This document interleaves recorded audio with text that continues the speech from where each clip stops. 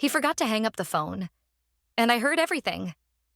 It started like any other night. I was lying in bed scrolling through my phone when it rang. The name on the screen sent a wave of warmth through me. Ryan, my boyfriend of 3 years. "Hey, you," I answered with a sleepy smile. "Hey, babe," he said, his voice casual but rushed. "Can't talk long. Just wanted to say goodnight." "Okay. Where are you?" I asked, noting the faint hum of voices in the background. "Just stepping out with a couple of work friends. Nothing big," he said. "I'll call you tomorrow." Something in his tone felt off. Maybe it was the way he said "nothing big" or the slight hesitation before his words, but I didn't press. "All right. Have fun," I replied. He chuckled. "Love you." "Love you too." I pulled the phone away from my ear to hang up when I noticed something. The call was still connected. I frowned. "Ryan?" No response, but the background noise grew clearer, the clinking of glasses, laughter, and then his voice. "She totally bought it," Ryan said, his voice carrying a smirk I could practically hear. A female voice responded, low and teasing. "You're terrible." I sat up. My fingers tightened around the phone. Ryan laughed. "She's sweet, but she has no clue. It's almost too easy." The woman giggled. "You should at least feel bad." "Oh, come on. You knew what this was from the start." My heart pounded. My ears rang. I wanted to scream into the phone, but I couldn't. I couldn't move. I could barely breathe. Because the truth was unraveling right in front of me, and I wasn't supposed to hear it. My body turned ice cold as the conversation continued. I pressed the phone tighter to my ear, every word slicing through me like a blade. "I don't get it," the woman said, her voice playful. "If she's so clueless, why not just break up with her?" Ryan scoffed. "It's not that simple. She trusts me. Besides, she's useful in ways you don't understand." "Useful?" My stomach twisted. The woman laughed softly. "You're awful." Ryan's voice lowered, almost like a whisper. "You love it." Something rustled on the other end. Maybe the sound of a hand sliding across fabric, maybe something worse. I clenched my teeth so hard my jaw ached. This wasn't happening. It couldn't be happening. I squeezed my eyes shut, willing myself to wake up from this nightmare. But the voices in my ear kept going, dragging me deeper into the reality I didn't want to face. Ryan exhaled as if stretching. "Anyway, let's not talk about that. You coming back to my place tonight?" The woman hummed in thought. "I don't know. Think you can handle me 2 nights in a row?" He chuckled. "You tell me." I snapped out of my trance, my fingers trembling as I pulled the phone away from my ear. My heartbeat pounded in my skull. I had proof. I could confront him. I could expose him. I could... A sudden realization stopped me cold. He thought he had hung up, but eventually he would check his phone. He would see the call was still active, and then he would know. I heard everything. I had seconds to decide what to do. With shaking hands, I ended the call. And then I blocked his number. I wasn't going to give him the chance to lie his way out of this. But this wasn't over. Not even close. Because Ryan had underestimated me. And he was about to regret it. My hands shook as I stared at my phone. My mind raced. My heart pounded. Every memory, every sweet moment, every lie from Ryan played in my head like a twisted highlight reel. I had spent 3 years loving him, trusting him, believing in him. And all along, he had been playing me. I could have curled into a ball and cried. But no, that wasn't me. I wasn't going to be the clueless, heartbroken girl in his story. I was going to be the one who turned the tables. Step 1, gather information. I took a deep breath and scrolled through our past messages. He had told me he was going out with work friends. A lie. But where was he actually? Then I remembered something. A few weeks ago, Ryan had casually mentioned a bar downtown, the Ember Lounge. He said it was a hidden gem and that hardly anyone knew about it. He even joked that if he ever needed to lay low, that would be the place. I bet that's where he was. I grabbed my keys, threw on a hoodie, and slipped out the door. Step 2. Catch him in the act. The Uber ride to Ember Lounge felt like an eternity. My legs bounced anxiously, my fingers gripping my phone. I debated calling my best friend Claire, but I wasn't ready to explain everything. Not yet. The bar was exactly as I imagined. Dimly lit, upscale but intimate, with booths hidden in dark corners. Perfect for secrets. Perfect for cheaters. I stepped inside, heart racing. My eyes scanned the crowd, searching. And then I saw him. Ryan, sitting at a back booth, leaning in close to a woman with long, sleek hair and red lipstick. His hand rested on her knee. He whispered something in her ear, and she laughed, tilting her head toward him. I could have marched over and caused a scene, but that's what he would expect. Instead, I did something better. I pulled out my phone, snapped a clear picture of them, and sent it to him with a simple text. "You forgot to hang up." I watched as his phone, sitting on the table, lit up. Then, I watched as he read my message. His face drained of color, his jaw tightened, his head snapped up, eyes darting around the bar in pure panic. And then, his eyes landed on me. For the first time since I had known Ryan, he looked afraid. I smiled. Then I turned around and walked out the door. This wasn't over. Not yet. As I stepped out of the Ember Lounge, my phone buzzed. Ryan was calling. I let it ring. Then a text popped up. "Ryan, wait, please don't go. I can explain." I laughed. Actually laughed. Explain? Oh, I couldn't wait to hear what kind of pathetic excuse he'd come up with.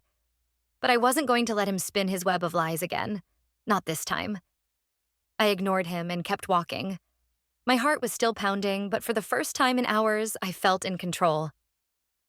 Then another text came through. "Ryan, where are you? I need to talk to you." Me. Too bad. You should have thought about that before you made me useful. I could picture his face twisting in shock. He knew. He knew I had heard every word. I reached the street corner and was about to call an Uber when I heard footsteps behind me. Fast. I turned just as Ryan grabbed my wrist. "Wait." I yanked my arm back. "Don't touch me." His face was pale, his eyes wild. "Just let me explain, okay? It's not what you think." "Oh, really?" I crossed my arms. "Because I think you're a lying, cheating jerk who's been using me, and I have the receipts to prove it." Ryan ran a hand through his hair. "Look, I messed up. I was going to tell you, I swear." I rolled my eyes. "Right. That's why you were bragging about how clueless I am?" He flinched. "I didn't mean it like that. I was trying to impress her." I laughed coldly. "So you trash talk your girlfriend of 3 years to impress some random woman? She's not—" He stopped himself, his jaw clenching. "Bingo." I smirked. "Oh, so she's not just some random woman?" "Wow, Ryan. Even worse." He exhaled sharply. "Look, I don't want to lose you." I stared at him. This guy really had the nerve to cheat, lie, and then act like he cared? Unbelievable. I took a deep breath. Then, calmly, I said, "You already did." And before he could say another word, I turned and walked away. My phone buzzed again, but I didn't check. I was done. Or at least I thought I was. Because when I got home and checked my phone, I saw something that sent a chill down my spine. A voicemail. From Ryan. I pressed play. At first, all I heard was breathing. Then his voice, low and urgent. "You don't understand. This is bigger than you think. Please call me back before it's too late." My blood ran cold. Too late for what? And why did he sound scared? I stared at my phone, heart pounding. "Please call me back before it's too late." Ryan had sounded desperate, afraid. But why? A part of me wanted to ignore it. To delete the voicemail and be done with him forever. But another part, the part that knew Ryan never panicked like that, needed to know the truth. I hesitated for a few seconds, then hit redial. The phone rang once, twice. Then he picked up. Finally, Ryan exhaled like he had been holding his breath. I thought you weren't gonna call. I crossed my arms. I almost didn't. He ignored my attitude. Listen, I don't have much time. I need you to trust me for 5 minutes. I scoffed. Trust you? Are you serious? Ryan groaned. I know, okay? I know I screwed up, but this isn't about that. It's bigger. I frowned. Bigger how? He lowered his voice. Did you recognize the woman I was with tonight? I thought back to her sleek hair, red lipstick, the way she had laughed at Ryan's words like they were sharing some private joke. Number should I? Ryan hesitated. Then, her name is Mara Russo. I froze. That name. I knew that name. Mara Russo wasn't just some random woman. She was the daughter of Victor Russo, one of the most dangerous men in the city. A man rumored to have ties to organized crime. I swallowed hard. Ryan, what the hell did you get yourself into? It's complicated, he muttered. I didn't mean to get involved, but I owe some people money. A lot of money. And Mara, she's my way out. Your way out? I repeated, feeling sick. What does that even mean? Ryan was silent for a moment. Then he whispered, I wasn't just cheating on you. I was setting her up. My breath caught. What? I was using her, Ryan admitted, to get information on her father. Someone else wants it. Someone willing to wipe my debt clean if I deliver. I gripped the phone tighter. This was insane. Ryan was playing with fire. I took a shaky breath. And what does this have to do with me? Another long pause. Then, Ryan's voice, cold and serious. Because Mara saw you. The room tilted. What? She saw you at the bar, he said. She knows you were watching us, and she's... A loud bang sounded on Ryan's end of the call, a door slamming open. Then, voices. Angry voices. Ryan cursed. I have to go, just... Whatever you do, don't trust anyone. The line went dead. I sat there, phone still pressed to my ear, stunned. Ryan had lied to me, used me. But now someone else was watching me, and they knew exactly who I was. My fingers trembled as I lowered my phone. My mind raced, trying to process Ryan's last words. Mara saw you. Whatever you do, don't trust anyone. A chill ran down my spine. What did that mean for me? Before I could think, my phone buzzed again. An unknown number. I stared at it, my pulse hammering. Should I answer? The buzzing stopped. Then a text appeared. Unknown number. We need to talk. Now, no name, no explanation. Just that. I swallowed hard, my instincts screaming danger. Then another text. Unknown number. Or don't. But then I can't protect you.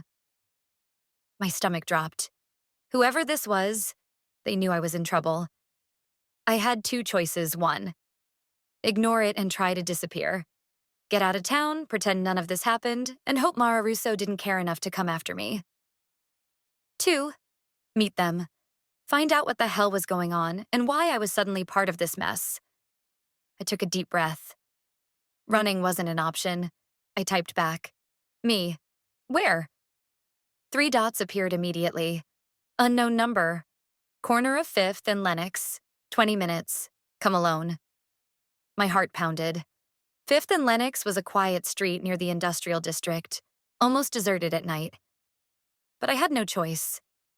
I grabbed my jacket, slipped a small pocket knife into my sleeve, just in case, and left my apartment. The streets were empty as I walked toward the meeting spot. The air was cold, thick with the scent of rain. I turned the corner onto Lenox Street, my pulse racing. A black car was parked under a broken streetlight. A man leaned against it. Tall, dark jacket, hands in his pockets. I stopped a few feet away. "Who are you?" He glanced up. His face was sharp, all hard angles and unreadable eyes. He looked like someone who didn't smile often. "The only person who can keep you alive," he said. I crossed my arms. Not an answer. He exhaled, then reached into his jacket. I tensed, but he only pulled out a badge. FBI. I blinked. "You're a Fed?" "Agent Cole," he said. "And you just stepped into something a hell of a lot bigger than your cheating ex-boyfriend." My mouth went dry. "What does the FBI want with me?" Cole studied me. "Because Ryan was playing a dangerous game, and now you're part of it." The wind howled around us, but I barely felt it. Everything I thought I knew about tonight was wrong, and I was just getting started. I stared at the badge in Agent Cole's hand, my mind spinning. FBI? I had been expecting a threat, a warning, maybe even a trap. But this? My voice was barely above a whisper. "Ryan was working with you?" Cole let out a dry laugh. "Not exactly." I frowned. "Then what?" He slipped his badge back into his jacket. "Ryan got himself tangled up with the Russos.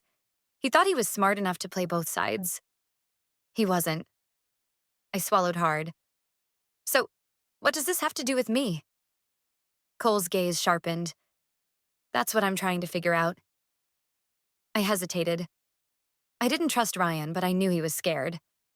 That voicemail wasn't an act. I took a slow breath. "He said Mara saw me." Cole nodded. "She did?" A chill ran down my spine. "So what does that mean?" Cole sighed. "It means you're in danger." My stomach dropped. "What Ryan didn't know?" Cole stepped closer, his voice lowering. "Listen, Ryan thought he was just gathering intel on Mara for a quick payout. What he didn't know, what you don't know, is that Mara isn't just Victor Russo's daughter." I frowned. "Then who is she?" Cole's jaw tightened. "She's running the whole operation, not her father." I blinked. "Wait, what?" Cole glanced around as if checking for unwanted eyes. "Victor Russo is just a figurehead now. Mara has been expanding their business, drugs, weapons, money laundering, and she's 10 times smarter than her father ever was. More ruthless, too." I tried to process that. The woman I saw at the bar, laughing, teasing Ryan, she was the real power behind the Russo name? I shook my head. "But why would she care about me?" Cole's expression darkened. "Because she thinks you're involved." My breath caught. "Involved how?" "Ryan wasn't as careful as he thought," Cole said. "Mara has people watching him. They know he had a girlfriend. They saw you at the bar. And now?" His gaze locked onto mine. "Now they think you were spying on them." My pulse spiked. "No," I said quickly. I didn't even know any of this." "They don't know that." I stared at him, my blood turning to ice. This wasn't just about Ryan anymore. Mara Russo thought I was a threat. I had been worried about catching a cheating boyfriend. Now I was being hunted by the mob. My voice was unsteady. "So what do I do?" Cole studied me for a long moment. Then he pulled something from his pocket and held it out. A burner phone. "Take this," he said. "Ditch your personal phone. If Mara's people are tracking you, they'll use it against you." I hesitated before taking it. "And then what?" Cole's jaw tightened. "Then you let me help you." I exhaled shakily. "And what if I don't?" He met my gaze, his expression grim. "Then you won't survive the next 48 hours." A cold weight settled in my chest. This was real, and I had just stepped into a game I didn't know how to play. I gripped the burner phone, my heart hammering against my ribs. This was real. Less than 24 hours ago, I thought my biggest problem was my cheating boyfriend. Now I was being hunted by the Russo crime family. I swallowed hard. Okay, I said. What's the plan? Agent Cole exhaled. First, we get you off the grid. If they're watching you, we can't risk leading them anywhere safe. I hesitated. But I have a life. A job. I can't just disappear. Cole's expression hardened. You don't have a choice. If Mara thinks you're a threat, she won't wait to find out the truth. She'll act. I shivered. You mean she'll... Yes. A cold weight settled in my stomach. Come on, Cole said, leading me toward his car. A sleek black sedan, government issued. We need to move. Then his phone buzzed. He checked it, and his entire body went still. What is it? I asked. He glanced at me, then at the screen. His voice was tense. Ryan's missing. I blinked. What? Cole's grip tightened on his phone. After he called you, he was supposed to meet one of my guys. He never showed. A sick feeling twisted in my gut. You think the Russos got to him? Cole's jaw clenched. I think Ryan made a lot of enemies, and now one of them has him. I barely had time to process that before something made my skin crawl. A feeling. Like we were being watched. I turned my head slightly, scanning the street. Nothing. Just empty sidewalks and flickering streetlights. But then, a black SUV, parked across the street. Windows tinted. Engine running. My stomach dropped. Cole! He followed my gaze. His body tensed. Then, the SUV lurched forward, straight toward us. Get in the car, Cole shouted. I barely had time to react before he shoved me toward the passenger side. I scrambled in, slamming the door just as Cole jumped behind the wheel. The SUV sped up. Cole floored the gas. Tires screeched as we shot forward, dodging through the empty streets. The SUV followed, headlights glaring in the mirrors. They're following us, I gasped. No kidding. Cole gritted his teeth, yanking the wheel into a sharp turn. The car skidded, barely missing a parked truck. I clutched the door handle. Are we gonna lose them? Cole didn't answer. His eyes flicked to the rearview mirror. The SUV was gaining. Then, crack. Glass shattered as a bullet punched through the back windshield. I screamed. They're shooting at us? Cole cursed, swerving hard. Yeah, they do that. I ducked, heart slamming against my ribs. This was insane. A second shot rang out, missing by inches. Hold on, Cole growled. Then he jerked the wheel hard, sending us flying down a narrow alleyway. The SUV tried to follow, but it was too big. It clipped the corner, spun out, and slammed into a dumpster with a loud crash. Cole didn't slow down. He gunned it through the alley, tires screeching as we hit the open road again. Only when we were blocks away did he finally ease off the gas. Silence filled the car, except for my ragged breathing. I turned to him. What the hell just happened? Cole exhaled, gripping the wheel. Mara just made her move. I swallowed hard. And? He glanced at me, his expression unreadable. And now they won't stop until they find you. The car was silent except for the pounding of my heart. Cole's grip tightened on the wheel. We need to disappear. Now. I shook my head, my breath shaky. Disappear? I didn't do anything. Why won't they just leave me alone? Cole exhaled sharply. Because once the Russos think you're a problem, there are only two ways out. You work for them, or you die. My blood ran cold. I turned, staring out the cracked windshield. The city lights blurred past us, distant, cold. I was running for my life. All because of Ryan. And speaking of Ryan, I clenched my fists.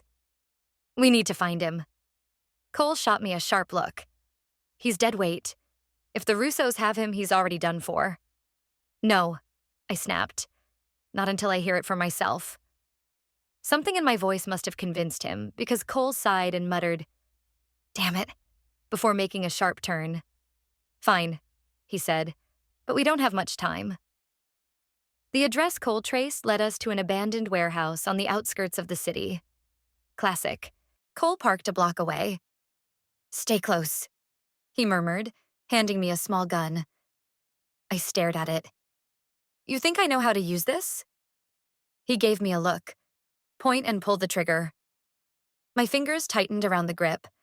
My heart was hammering, but I wasn't going to die tonight. We slipped inside through a side door. The air smelled like rust and gasoline. Shadows stretched across the walls, eerie and endless. Then I heard it. A voice. Ryan's voice. Please. I didn't tell her anything, I swear. My stomach clenched. He was alive. Cole and I crept forward, peering through a gap in the crates. Ryan was on his knees, his hands tied behind his back. Blood trickled from his temple. And standing over him, looking calm as ever, Mara Russo. My breath caught. She was even more terrifying up close. Cool, confident, like she knew she'd already won. She crouched in front of Ryan, dragging a fingernail across his jaw. See, Ryan, I want to believe you, but the problem is... She pulled out a sleek silver pistol and pressed it under his chin. I don't. Ryan whimpered. I had never seen him scared before. I turned to Cole, whispering, We have to do something. He hesitated. It's a bad idea. I set my jaw. I don't care. I stood up, gun shaking in my hands. Let him go. Mara's head snapped toward me. For a second, silence. Then, she smiled. A slow, wicked grin. Well, she purred. Look who finally decided to join us. Cole cursed under his breath. Idiot. I kept my grip tight. Let him go. I'm the one you think is a threat, right? Mara tilted her head. You? A threat? She chuckled. Sweetheart, you were just collateral damage. But since you're here... Her gun swung toward me. Bang! Everything happened at once. A shot rang out, but it wasn't Mara's. It was mine. My hands trembled as I realized I had pulled the trigger. Mara stumbled back, blood blooming across her shoulder. Cole reacted instantly, pulling his gun and taking out her men in quick, precise shots. Ryan scrambled to his feet, eyes wide. Holy shit. Move, Cole barked. I didn't need to be told twice. We ran. Shots rang out behind us. My legs burned, my lungs screamed, but I didn't stop. We burst outside, diving into the car just as Cole floored the gas. The warehouse faded into the distance. We were alive. For now. An hour later, we pulled into a secluded motel. Ryan sat on the bed, rubbing his wrists where the ropes had been. His eyes flickered to me. I don't even know what to say. I folded my arms. Try sorry. He swallowed hard. I never meant for you to... No, I cut him off. You didn't, but you did. He looked away. Cole leaned against the door. Mara's still out there. She won't forget this. I knew that, but I also knew something else. I wasn't the same person I had been yesterday. The scared, heartbroken girl spying on her boyfriend. She was gone. I had pulled the trigger. I had survived. And if Mara came for me again, I'd be ready.